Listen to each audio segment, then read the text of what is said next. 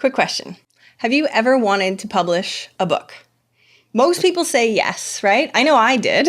I ended up going the crazy regular publishing route, but I know most people don't ever get it out of their brain. Even my mentor who taught me everything over 10 years ago still has 3 books in his head, and I keep going, you need to get them out, you're brilliant. But it always seems to get put on the back burner, because it's a process for sure. So I wanted to invite you to a webinar I'm doing with my very good friend. His name is Chandler Bolt. He runs Self-Publishing School, and we're going to be doing a webinar together on August 11th at 2 p.m. Eastern. You can go to eventualmillionaire.com/Chandler. Hopefully you can spell that okay. And he's going to teach you how to create a book, a best-selling book, in 90 days. Now, I really do wish I went more of the self-publishing route because my journey in the regular publishing was a bit rocky. And I really feel like that's where everything is trending. So don't get me wrong. It's not necessarily going to go nuts so crazy like this is the best thing ever revenue-wise, potentially. But it could be. I know a lot of people that make quite a few $1,000s a month passively off of their books as sort of that beginner piece, right? The lead magnet, really trying to get those beginner people in, right? I love being able to carry around my book and show people that I have it too. So I highly recommend it to actually put it on your schedule, because if you don't, it will never get done.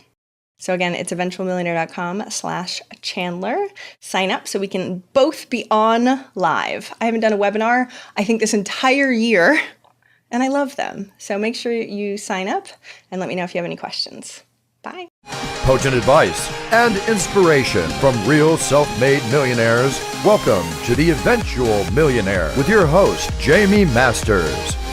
Welcome to Eventual Millionaire. I'm Jaime Masters, and today on the show, I'm actually super excited because he's in Austin. It's hilarious that we're actually doing this on Skype, but I have Damion Lupo on the show, and he runs TotalControlFinancial.com. Not only that, though, this is the thing that piqued my interest the most. He has his own martial art and 3 black belts in other styles, and of course, he's a genius in alternate investing and all that fun stuff, but I care more about the martial arts, apparently. So nice to meet you, Damion. Thanks for coming on the show. Nice to meet you too. Thanks for having me, Jaime. I'm obsessed with UFC. My audience knows this. So of course, as soon as I saw that you made your own martial art, we'll talk about this probably later. Why don't you tell me more about what your company does, especially on alternate investing, because most people don't understand what that is. Yeah, alternate investing is essentially things that are not the mainstream. And when we talk about mainstream, we're talking about Wall Street, we're talking about mutual funds, we're talking about the stuff that parents told their kids, hey, go get a job, invest in a 401k. And find some company that matches it. And we're talking about being very anti that whole philosophy, that the idea that you really don't want to be pumping your money into something that you don't understand with people that you don't know and then losing control of it. So we named the company Total Control Financial because we're all about control, investing in things that you can get your arms around. Which makes total sense considering, and no, I love numbers, and yet I feel like they try and make it complicated. Even my 401k when I had a corporate job was a pain in the butt. I tried to learn it and couldn't. And I think I'm pretty smart. So you tell me what sort of things, because I know it's like real estate and gold and all sorts of things that you can actually have access to, right? Yeah, basically you can invest in just about anything under the sun. The 2 primary things that people tend to veer towards are real estate and precious metals, because you can touch dirt, you can touch houses, you can touch metals. And with this investment vehicle, with a qualified retirement plan that we set up for people, you're allowed to go and buy things that you can hold. And that's the reason that most people don't know about this, is because if Wall Street were to promote this or even tell you about it, they would lose all their fee source. And all of a sudden they're broke. So they're never ever going to promote it. They're going to say you should just trust us to keep your stuff confused, so that you just put your head in the sand, or you go, it's too complicated, like you mentioned. And that's the entire game plan for them. That way they can charge the 2, 3, 4% every year until you're dead. See, I get so annoyed about this just in general. It's that whole transparency thing. I was actually looking at your website. I told you this beforehand, and I loved your values and how they aligned with books. So can you tell, because these books have been recommended by millionaires over and over and over again, except one of them I don't think I'd heard of. But can you go through what your values are? Because I feel like, no offense, people on Wall Street probably don't have these values. And I think it's important. Plus, they're great book recommendations. Well, it's funny because if you look at the values on our company, and these are my personal values too, which is there has to be an alignment. You can't have company values and have somebody leading the company that's not living those values, that doesn't embody them. The primary one is self-responsibility. It's that you own your life. Your life is it's your own damn fault, as our friend Larry Wingett says. And so when you think about Wall Street, there's no being self-responsible. There's you handing your money over to somebody. There's abdicating responsibility in that whole process. So self-responsibility is number one. It's you being in control. The second one is relationship. It's all about the relationships between you and your advisors, your team, your customers. And with Wall Street, you think about it, it's all about transactions. There's no real relationship. People are moving through the process of being your advisor, your manager. They're just selling you things month to month, year to year. So we're very focused on relationships, as am I. The third one is transparency, and you mentioned that, and that's that everything is known. So here, you know exactly what you're paying. It's fixed up front, fixed annual, and there's no mystery. With Wall Street, good luck on trying to figure out what you're actually being charged. There's no possible way. That's the entire strategy. And then the other three are 10x, growth, and candor.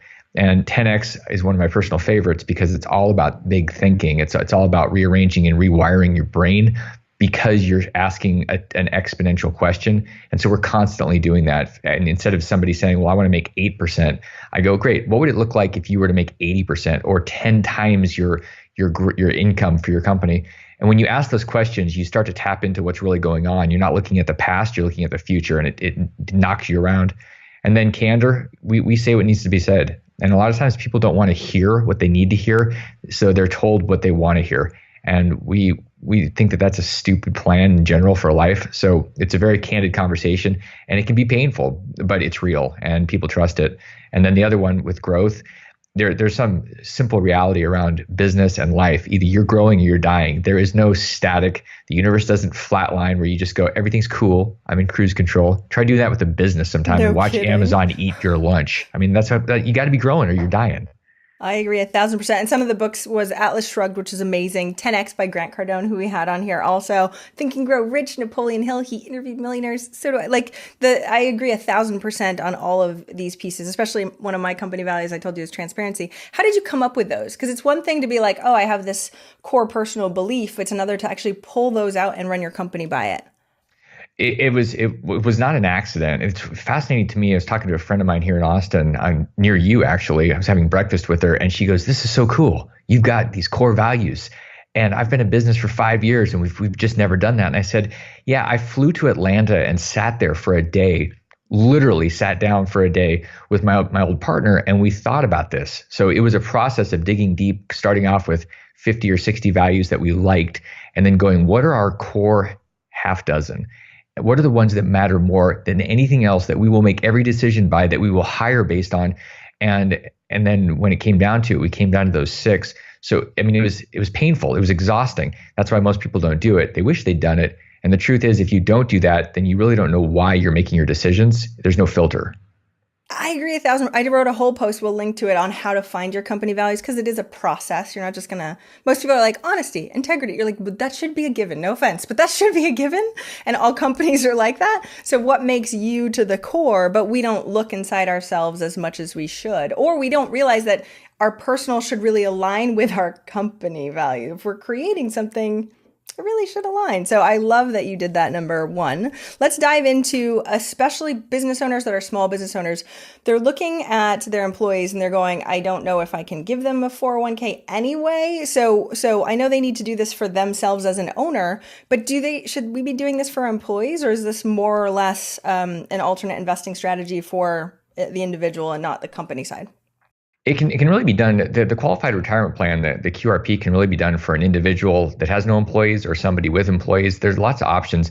The thing that I would suggest to people that have employees is to empower their people with the information around this, so that they don't feel like, hey, cool, I got a 401k and I can go throw it at mutual funds, but really empowering them with this idea and then letting them run with it. Maybe they have a side hustle where they've got their own little thing and they're starting to put money in their own plan. But the truth is, there's not a one size fits all. I mean, that's crazy. This is not a bathrobe where it's the same size for everybody. This is really customized, and what you're doing is you're giving people the information so that they can be self-responsible. That's what I suggest a business owner does, not just to say, I want this for my team. I think that you're pushing things off and you're punting instead of really going into a relationship with your people and saying, here, I care about you enough to empower you so that you can make choices and be in control of your financial future. I love the word that you said beforehand, abdicate. My mentor used to say that all the time, where we're just sort of like, okay, it's over here. But there's a lot of people that feel like that in general about finances because they might not know, or they don't, they feel stupid already because of Wall Street stuff. So going into it is a little scary. So what can we do to empower our employees, or even empower ourselves, to actually pay attention to this and realize that we could probably get and understand the way it works? The fastest way to do this is to hire a multi-millionaire coach or mentor that is going to say, okay, your next step today is to look at your numbers with me. And you have no place to go. You can't hide. You've hired the person to be there with you, being real, and it forces you to move through that. I actually had this conversation this morning, and one of my clients that I've been working with for a couple of years was working on an investment, and she did not want to talk about going to the bank and getting a mortgage for this rental property. And I said, why? What's going on? She goes, well, it feels yucky. And I said, I get it. And there's only one way to get this done, to go through it. And she went, darn it. But the only way she was going to do that was to have that feedback. And she called me because she needed somebody to tell her that it's our own psychology. It's what gets in the way. So the power of having someone there that you respect enough to listen and take action when they say go, that changes everything. And so that's the thing that I think people need to make sure that they have in their life. Well, because it's out of our comfort zone, and who wants to sit in our little shell and be like, okay, I'm ready? Because we do have to take that deep breath. Okay, I can do this. And there are small things that we can definitely do that, or in business where it feels a little bit more comfortable, it might be a little easier. In finance, a lot of people aren't like that. So when we're talking about mindset and that, how emotional finances are, because I'd love to talk about how what you said at the very, very beginning. You're like, okay, I told him that I worked with 6 and 7 figure entrepreneurs, and he's like, net or gross? I'm like, that is a perfect question.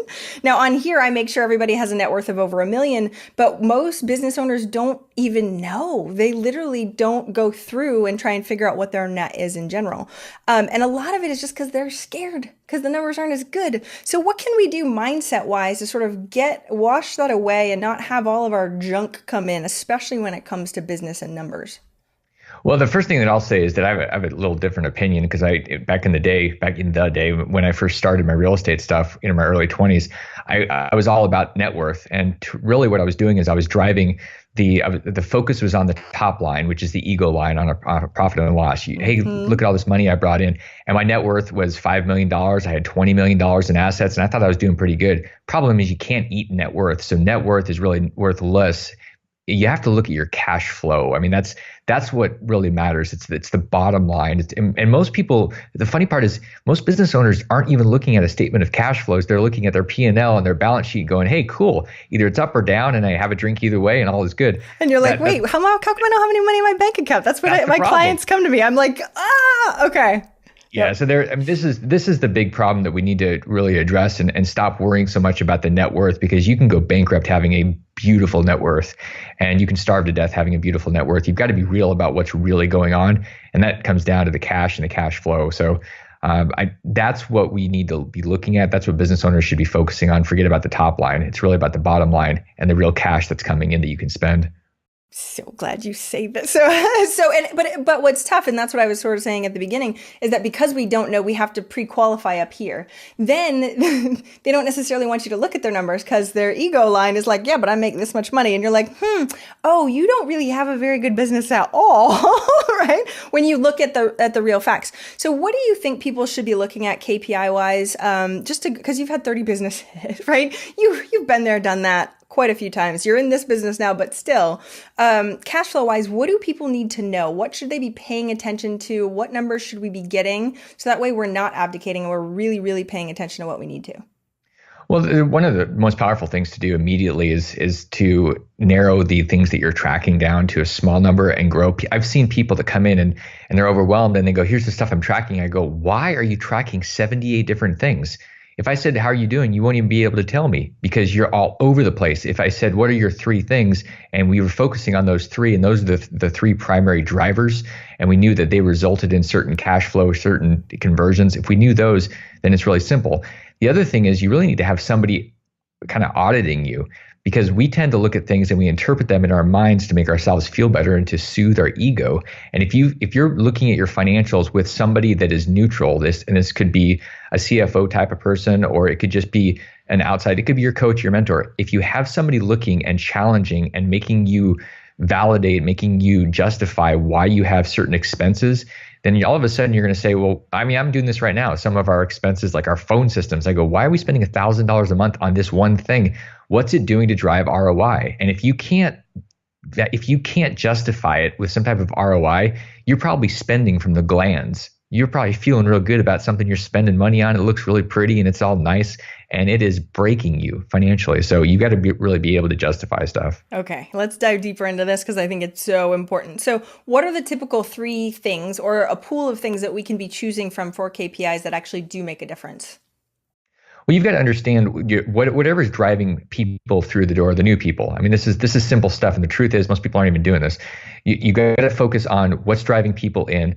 What's the conversion from when they come in to when they buy, and how long are they staying until they vaporize? Because if you've got this rotating door where people coming in and then they're leaving, you've got a big problem. I mean, most business owners, if you ask yourself, what would my business look like if everybody that came in was still here? Your business would be totally fundamentally different.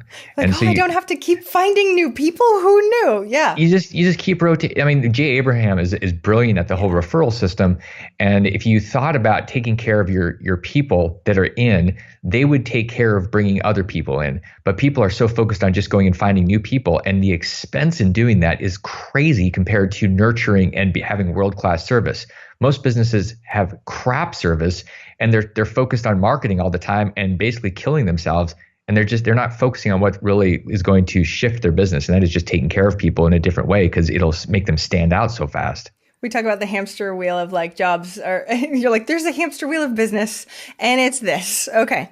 So when we're talking about KPIs on the finance side, what should we act? So do we do like a whole, I literally just did this thing on metrics, right? There are so many, it's ridiculous. I have a whole PDF of what you could choose.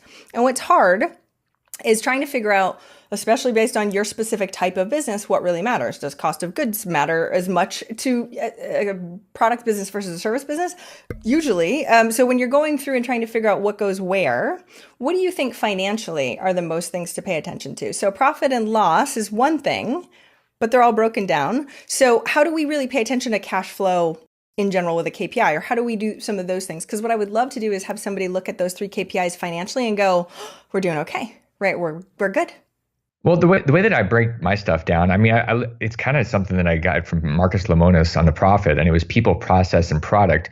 And so I'm looking at what am I spending money on? What am I want to focus on my people. What are the costs for my people? And then the process. And there's the process, there's this admin that just eats you, and it's never ending. And then there's the process of bringing people in or converting them. And that's really the marketing. So if you narrow things down and you get high level, what are we spending on marketing? Is it 2% or is it 20% or is it 50%? I want that to be massive. I do not want to have a big operation. I've seen people that have these glamorous offices and all these people, and I go, "What do these people do?" I'm like, "Well, they're in this space." And I go, "Well, how's that driving your ROI? How's that driving bottom line?" I'm not really sure, but they're great. I'm like, okay, well, you know what? You're going bankrupt. You just don't know it yet.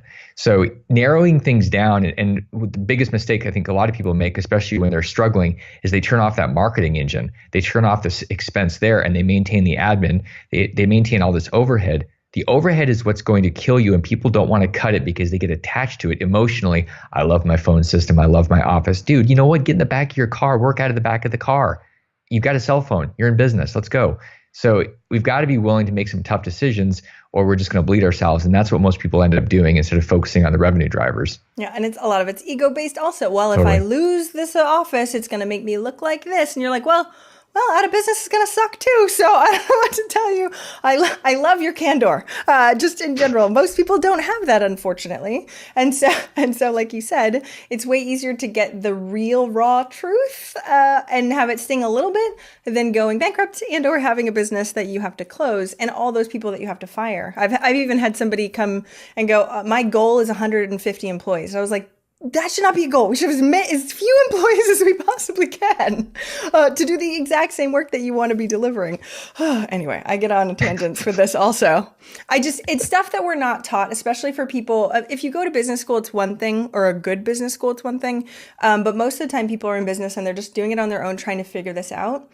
And no, they don't look for this stuff because they're scared. And so thank you for letting me and you go on tangents so we can explain to everybody. Okay. So specifically those are sort of the things that you're looking at. How often are you looking at them? Are you looking at them every week, every month? Who in the company knows all this stuff? Do they have different KPIs for different people? Like, you tell me more about what you think for that.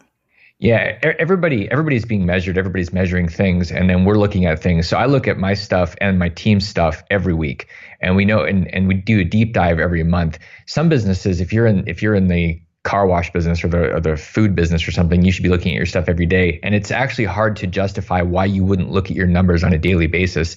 If you don't know what's going on, how do you know what to adjust? And you've got to have your baselines and you've got to have your trends. One of the things that people miss in general in business is they don't understand the trends because they're not looking at anything except for the snapshot today or this month. How do you know if this month was good unless you're comparing it to last month and you're comparing it to a year ago and seeing if it's seasonal? You've got to be able to compare so that you know which direction you're heading, because you have no idea. It might look like a big number, but what if it's shrinking and you just don't realize it until all of a sudden it's gone? So the trends are what matters. It's like having a doctor without an x-ray. You just see a bunch of numbers. You need to see the graphical representation, because that's how we can understand which direction we're heading. So what do you suggest? And I know we should hire somebody to help us with this because it's way easier. Just have someone walk you through it than to try and like pull all this stuff out yourself. But what should we be looking for as far as trends go? And so that we can, as business owners, make the decisions ahead of the curve as best we possibly can based on trends and numbers. Well, you want to know if you have creep, if you've got expense creep, and you can see that based on what's my expenses overall compared, like the ratio of my expenses to my revenue. Mm-hmm. You want to see where your different revenue sources. It's as simple as having a spreadsheet with a graph that shows which direction that line is going, and looking at these ratios, comparing things, because your revenue might be going up. But if your marketing is going up twice as fast as your revenue, you got to start asking yourself, is my marketing all jacked up? And your expenses, it might look like, oh, my expenses are only going up by 8%. But what if your revenues what if your overall revenue is going up by 3%? So all of a sudden you're going to overtake yourself. And so you want to see the numbers, not just the numbers, but the percent changes. And you can do that with you don't need somebody. You literally can do this with a spreadsheet, even if you don't know how to use a spreadsheet or spell a spreadsheet, you can still do it. Even if you don't know how to spell it, that's awesome. We have spell check nowadays, people. Come on, you should be fine. Well, Google will do half the stuff for you. Just do it. That's the thing that I think is so interesting. And you tell me, because you sound very much like a systems process kind of guy, which I really appreciate. A lot of people need that spreadsheet in it. Like, they look at a blank spreadsheet and they're like, I don't even know where to start, especially people that aren't numbers people. So are there templates that you can get if you did want to do this stuff? Or is there any software that you think is good for this? Or just hire somebody and do their system?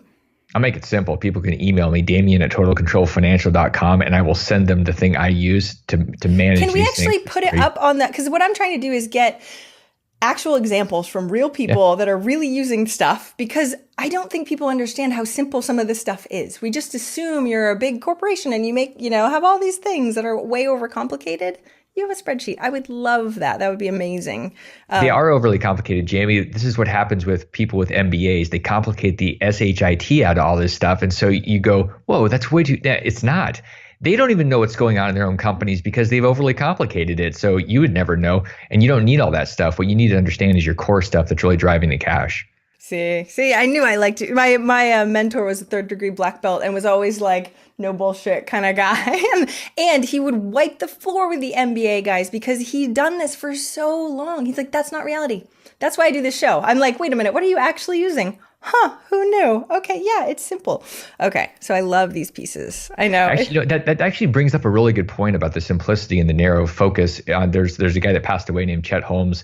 And one of the things he used to say, and he's a martial artist, black belt like me, and he said, look, when you're focusing on business, when you're focusing on measuring whatever you're doing, you're not focusing on 1,000 things. Just like in martial arts, you don't focus on learning 1,000 moves. You focus on 12, and you do those things 10,000 times each, and they become really, really clear and really, really focused, and they're part of your DNA. They're instinctual. That's what happens in business. You focus on a small number of things that you do really well. You don't do 1,000 things. You do 6 things, and you kick butt.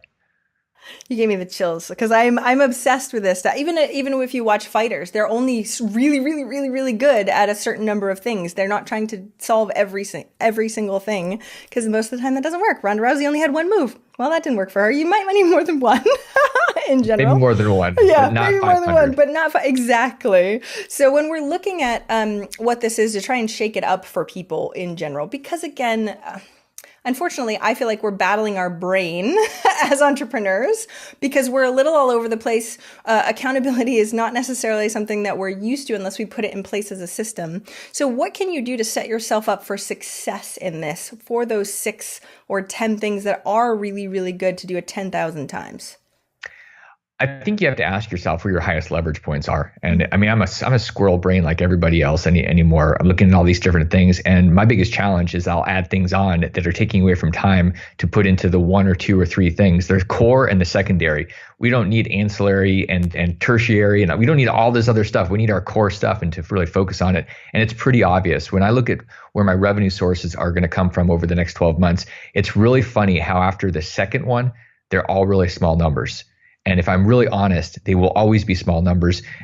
The other ones are 10 times bigger, at least, than these smaller ones. So narrowing in on the focus, it's like being a real estate flipper and an apartment developer and a parking lot manager and like doing all these things. Where is the money? Where are you really going to have the deepest impact? We know what that is, but then we get really curious. And we, as entrepreneurs, we're always out there looking for the next thing or something to add on. And that can be really dangerous unless it really complements the primary. So we've got to narrow things down. And there's an idea around blank slating. And really what that means is take everything off the table and say, okay, if I'm going to start fresh, what do I bring to the table? And then ask yourself, okay, if that's the case, and there are these 2 things, these other 8 things that are currently on the table, why am I not getting rid of them? Let's start purging. And that changes everything. I wrote that question. I love that in general. And I love hearing from you who's run 30 businesses before, because usually people will be like, well, I'm an entrepreneur and I want to do 17 things and I can do it. Look at these serial entrepreneurs. And when you go through the data of all the people that I've interviewed, you're like, they did one at a time and got really good, unless they had the resources to do a little bit more. But most people don't have that. And like you said, it's sort of the 80-20 rule. If you have 10 different things, 2 of your top are probably giving you the most bang for your buck. So if you want to drive yourself nuts, and this is why I think most entrepreneurs are driving themselves nuts, is because we're literally trying to spread ourselves so thin. We see no progress in any area because we don't have focus. So what do you do personally to actually focus on the one thing, especially with the typical squirrel brain that most entrepreneurs have? You just said it in the question. It's the one thing. I study Gary Keller's work with the one thing. And I've got a coach that I hired through Gary's organization. He's one of my coaches. And so we're always asking that question. What is the one thing? What is the one focus? What is the one business? It's not what are the 2 or 3. It's literally the one thing. Your brain can't focus on 2 things at once. It's literally impossible. We think we're multitasking. We're not. We're just rapid fire changing. And so if you're sitting there thinking, okay, I got these 3 businesses, I'll bounce from this one to this one to this one throughout the day, it's crazy because your brain is literally like getting worn out, just bouncing around. And so it's narrowing down to that one focus when you really can find that one thing and pick it. And if you're literally stuck, this is where you go get somebody's help and they're going to say it's so obvious and you're going to go, wow, you're amazing. But it is obvious to other people because we're in our own crap. It's all emotional for us. So somebody else can say, yeah, it's that. It takes them 3 seconds. I mean, that's how long it takes, and then you shift and you focus on that one thing, and then you have breakthroughs. Billionaires can have 50 different companies because they have world-class people running each one of them. That's not who we are right now. I mean, most of us are not sitting on $200 million in cash going, I can hire a world-class CEO that just came out of Amazon or something. We're literally doing it ourselves, running our operations. We need to make sure that we're focused on one thing and really, really crush it. You get me so excited. You're preaching to the choir for over here, but everybody needs to hear this so many times. Like I say, as a business coach, all I have to do is go, just do that one thing. Like I have the best job in the world. Oh no, you just do that. They're like, oh, you're a genius. I'm like, totally genius. Right? I read the book, The One Thing. No, but being able to, and we can show people by going, if you have 3 things and you split your time, that's 33% for each. How fast do you think you're going to get over that darn finish line in anything? So how do you, besides having your coach, because I'm sure that's very, very helpful, but on a day-to-day basis, how do you do one thing? Are we just trying to, because one thing, while we say it's one thing, it has marketing, and it has this, and it has that, and it has management, and all sorts of other things that come along with it. So how do you structure your week so that way you really feel like you can make progress on those main points, 1 point that you're really trying to go after? Well, for the one thing, for the week, I know exactly what the outcomes are going to be, and I'm accountable to my entire team. So they know what max, there's 3 things for the week. Those are the primary things. And those things I want to focus on in the very beginning. I don't want to wait until Friday to get them done. And then on a daily basis, I use Grant Cardone's 10X Planner to drive my days. And it starts off with the 5 or 6 goals I have in my life. Those goals determine the big outcomes I want for the day. What am I doing that's serving those goals? And then those goals for the day are literally populating my chunks of time, my hour blocks throughout the day. So by the time I start my day, after this process, I know exactly where I'm going to be, what I'm going to be doing minute by minute throughout the day. It's very, very conscious. There's no guesswork. And it's really fascinating because people will call and I'll ignore the calls. People will say, I need some time or something. Unless it's super critical, they don't get to mess with my calendar. And people, they get used to it. And I don't feel bad because I know why I'm focused. I know why I'm saying no. And if you don't know why you're saying no, you're going to say yes, and you're going to interrupt yourself. You're going to destroy your dreams because you're all over the place serving other masters and not your own future. So you get from a martial art. You're going to destroy your dreams. I love it. People need that level, people really need that level of pain, right? To realize what is on, because we let things go and it's not a big deal. But when you actually do these simple things, it adds up over the long haul. So how long does it take you? Because I know you said you did 3 for your team also. What sort of system do you do to figure out what those 3 things are? And how do you tell your team system-wise to be able to do something like that? Well, it becomes really clear if I say my big 3 for the week are my laundry, I'm going to check the bookkeeping, and I'm going to go have a phone call with somebody. Then nobody would take it seriously. And I'm the CEO, so it better be some pretty damn big things that I'm focusing on, some key relationships or some major rocks that we're moving. And so you start thinking about that. If I'm reporting to my team, and I always act as if I've got my board of directors sitting behind me with the work that I'm doing. And it really helps. And I've put this out there that if you guys want to see what I'm doing, we'll attach a video camera to me, and it'll be like the Truman Show, and you can watch me all day, because that's how comfortable I am knowing what I'm doing and what I'm focusing on. If you look at your stuff and you wouldn't be proud to have that on a billboard, here's what I'm working on, then there's something off and you need to reevaluate. And always asking for feedback from people. Is this big enough? Is this the big enough focus for the week? Is it too narrow? If it's not big enough, then you need to push it up so that you can start focusing on the big things, especially if you're driving your business as the owner, and then figuring out, okay, all these other things that I was going to spend some time on, that's for somebody else to do. Because we can get really comfortable or like, we're riding along, not pushing the envelope constantly. So asking that question seems great. So do you make your top 3 and then your people each make their top 3? And do you know what there is? I know you're saying you do a deep dive monthly and you do weekly also.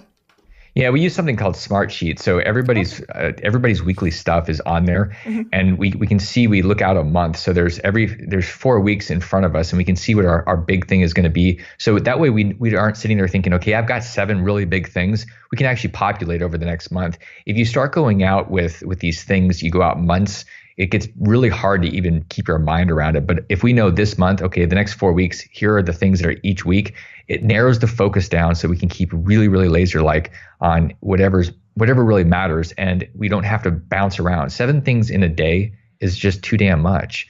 But when you have a couple of things for the week and you're putting those in your day, the different resources you need to deploy and the conversations you need to have to get those things knocked out. It's exactly what I said. So my book talks about active actions and having 3 per week and making sure they actually align with your goal. Who knew? Like simple things. But making it a habit is way easier to say than it is to do. How long did it actually take you? Or was it just the coach really like pounding it into you to try and make sure that you made it habitual? The reality is, if you have any type of accountability that's visual, when you have something out there, there are these inner drivers. Like, I don't want to be embarrassed. I don't want to go against my word. I want the consistency. Cialdini talks about this in his book, Influence, and how the consistency, once we agree to something, once we put it out there, we don't want to go back on it because we've got this inner turmoil going. So we'd rather just deal with it, even if it's a little bit painful to go forward. And so keeping things out in front of me where people can see them, they're visual. I'm not going to let people down, and I'm not going I mean, I'm in charge. I'm the leader, and my job is to make sure that other people are doing what they're supposed to do. If I'm not going to do what I say I'm going to do, then my organization is going to be chaos. It'd be like trying to herd cats or something. It's not going to work. I love all of that. With my mastermind group, we all have to post exactly what they are, so everybody sees everyone else's. And then if they don't do them 2 weeks in a row, I make them sing in front of everyone. Now, no one has ever in 2 years had to sing because the embarrassment of not doing it and letting everybody know is plenty. Way better than like putting charity in a crappy charity that you don't like. I think the public embarrassment is really one of the best things that you can use. Simple things like that. Yeah. And when we're talking about the public accountability, or we're talking about people knowing our mentoring groups or whatever it is we're using, such a big key is to make sure that we are really, really tight about what the outcome is, and it's not just fluffy. I've seen this so often, and it's easy to try to get away with it. Where my goal is to improve this thing.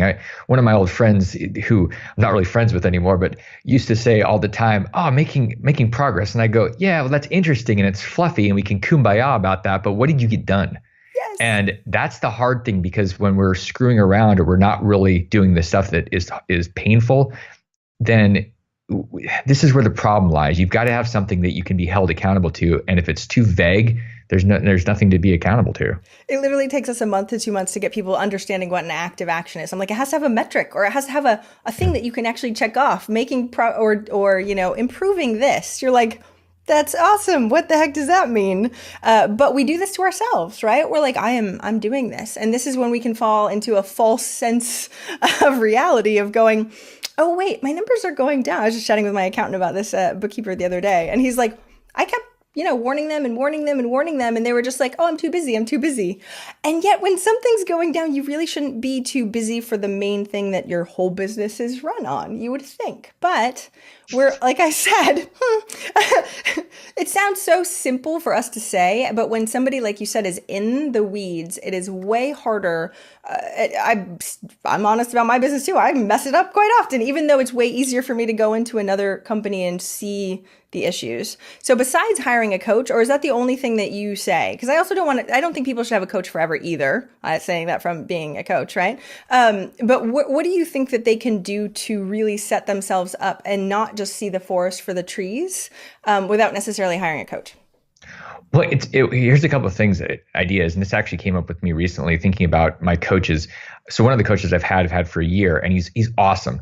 There's also something about fatigue. It's coaching fatigue, where you see the same person, the same message, and you need something different. You need a different person. So I think there's always value in having somebody that's giving you feedback. And oftentimes that's just holding space so you can look in the mirror through them and you can see your stuff, because we are our own inner gurus if we pay attention to the voice that's trying to tell us what we need to hear. But oftentimes we go, no, somebody else has to tell me. It's like how you and I go into a business and we go, it's this, and somebody goes, wow. Like, no, you already knew that. You were staring at it, but you weren't seeing it. So just shifting the coaches around, and really the other part of it is the time we're spending with certain people. If we're around people and those people are talking about their hardcore metrics, we're naturally going to want to talk about the similar things, because it's a tribal survival mechanism. Mm-hmm. If we're around people that are just talking about the past, or they're just fluffy about the future and they're not hardcore about reality, then we're going to become just like those people. So it's really important to start assessing and being honest about the influencers that are actually making us us. Evolution of humanity, right? We're like, oh, okay, that gets better and better. And it's funny that you say this too. I feel like my mission in life is to help business owners trust their own inner guidance, because no offense, you can pay me forever, but I don't want your money after. You should figure some of this stuff out on your own. And while most of the time I'm literally telling them what they already know, they just need somebody to confirm it. I get it. I do too. I can't really say that I'm totally all the time in it. But this is also why I meditate all the time, because I can't tap in and ask myself what I want, because we also have a tendency to hire coaches that aren't so great, no offense, to any coach that's out there in general. And they tell them stuff, even if it doesn't align with what the person thinks they are. And then they're mad later, right? I just spent all this money. I did what they said. It didn't necessarily work. And that sucks too. And I want to make sure everybody's cautioned from that also, because while coaches can be good, we can't always trust 110% everything that they tell us is correct, right? Well, yeah, and there's a question that if a coach isn't asking you this one question on a regular basis, you've got a huge problem. You've got a coach that wants to maintain that coaching income forever. And the question is, what do you think? and that may sound like, well, wait, no, I'm asking the coach to guide me, to tell me the answers. No, the coach should be helping you see that you've got the ability, and they should be helping build up your confidence so you don't need them. It's like the way that I look at relationships in terms of like a significant other. I don't want somebody in my life that's always going to be reliant on me. I want to empower them so that they want to be with me, not that they need to be with me. And this is what a coach should be creating, a relationship where you're empowered to go out on your own, not that you're relying on them for the rest of your life. That's just a sad coach that you've hired. So fire that person if they're not empowering you and building your confidence muscle. Seriously, when I was in Bali, one of my clients kept messaging me, and she's actually, we do live transparent coaching sessions on my podcast. And I go, figure it out yourself. If I wasn't there, what would you do? I'll trust you. Go ahead. And she's like, I just don't want to do it wrong. And I was like, it's not wrong. It's whatever it is. We're going to learn from it. You're fine. Figure it out yourself. Stop bugging me while I'm in Bali. No, I'm kidding. but it is one of those things. I'm not going to be here forever. I hope I'm not going to be here forever for you. The little baby bird should go fly away, right? That being said, you do want to make sure that they know how to fly before you let them out of the nest, because they'll learn. On the way down, gravity takes hold and they start flapping real fast and people figure it out. I mean, that's the thing too. As a coach, you've got to be willing to let somebody develop their wings. I mean, that's really important. And a lot of coaches, they don't quite want to go there. They won't do what you did. What you did is very powerful. It's very professional. Well, thank you. Number one. Number two, how do you know when that relationship is quote unquote over? Even if you love them, where you're like, I think I need a different perspective. Is it after a certain period of time? Because you've been in this for a long time. You've had a ton of coaches. So tell me what you think on your gut level is typical.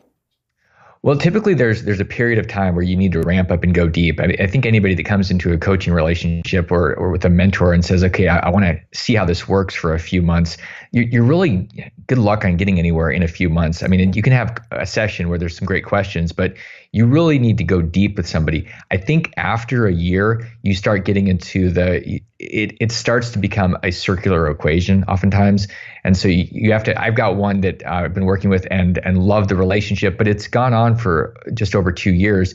And we're getting close to the point where I feel comfortable in the client's ability to run on their own. And so we're going to have that conversation. And it's going to be weird because I think there's this hesitancy that we're breaking up with somebody.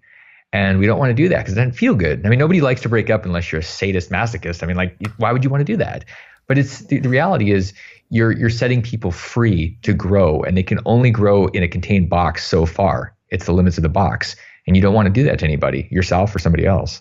See, I also think it's part of the coach's job to be able to know when that is and to be like, and you're not going to sign up again because I don't think you should. And be honest about that too.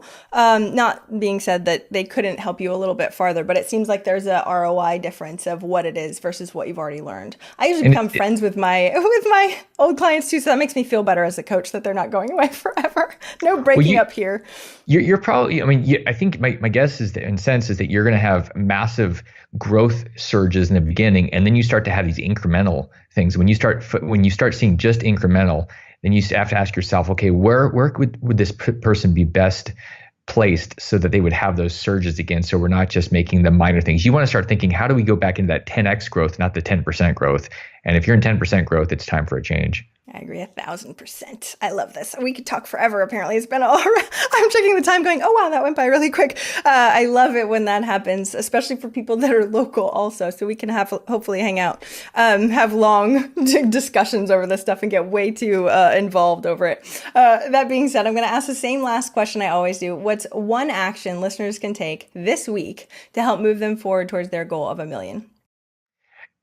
Easy. Go take a look at your goals and then add a 0 to every one of them, whatever that looks like, and figure out how that stretches you, because it'll knock you around in a seismic way. When you say, okay, my goal is 1.6 million. Okay, make it 16 million. How are you going to do that in the next 12 months? It's a Peter Thiel question about how you going to do in 6 months what you thought was your 5-year plan. Do your 10x what your current goals are, what you wrote down yesterday, 10x, and say, how am I going to do that by a year from today? And it will force you to start tapping into different networks and different technologies and different mindsets that will knock your business into overdrive and launch you. You're awesome, Damion. So tell us where we can find more about you, your current company right now, all that fun stuff. Come visit us at totalcontrolfinancial.com. resources there. You can get a free copy of the book on the QRP, and you can reach out to me or the team, and love to spend some time with you. So visit Total Control Financial. You'll see us there, and looking forward to hearing from everybody. Self-responsibility. You can do this. Thanks so much for coming on the show today, Damion. I really, really appreciate it. Thanks, Jamie. You're awesome. Thank you so much for listening. I hope you enjoyed that interview. And if you want to check out more amazing resources, I'm only curating the best of the best. Go check out eventualmillionaire.com. You can take the Eventual Millionaire quiz, figure out where you are in business and what you need right now. Plus, you can look at curated resources specifically for you on the new Start Here page. I'm so excited. Please join us. Please let me know if you need anything at all. I'm here for you. And have a fantastic day. Bye.